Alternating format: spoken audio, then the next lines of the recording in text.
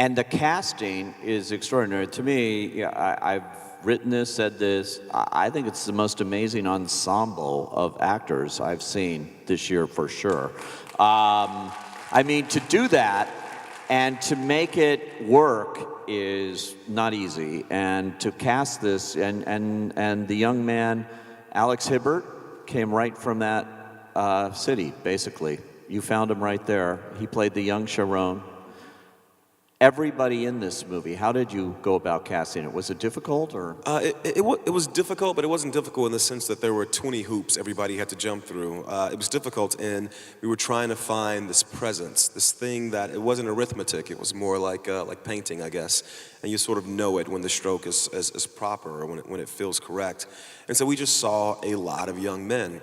And I knew that the kid who plays Little was going to be local to Miami. I wanted the voice of the city to be a big part of the piece. So we cast Ashton Sanders first, who plays the teenage Sharon. Then Trevante Rhodes came in and completely redefined what I thought that character looked like, what that character was capable of as a physical embodiment. You know, we didn't see 80 muscle-bound men. You know, a muscle-bound man just happened to walk in, and he was extremely vulnerable, extremely sensitive.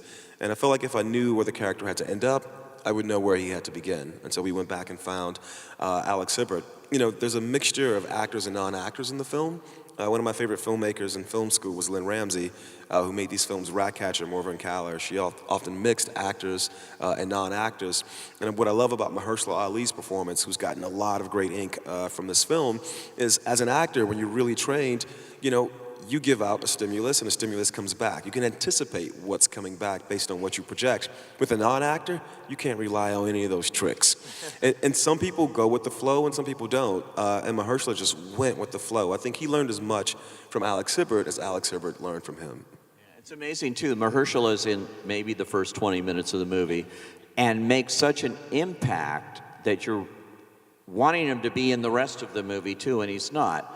Naomi's the only one that's really in all three segments. Yeah, you know, the impact is exactly the right word. I wanted the film to be an immersive experience for the audience. You know, it's why sometimes the sound in that clip goes from mono in the center channel to 5.1 when the door swings open. You know, it's why the sound sometimes swirls around the room. When Mahershala Ali leaves the film, I do want it to be an impact because at some point, kids like Sharon every day come home and some young black man who was in their life is just gone.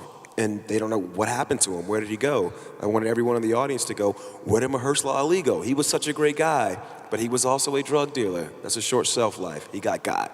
And now you're feeling what it's like to come home and somebody's just not there.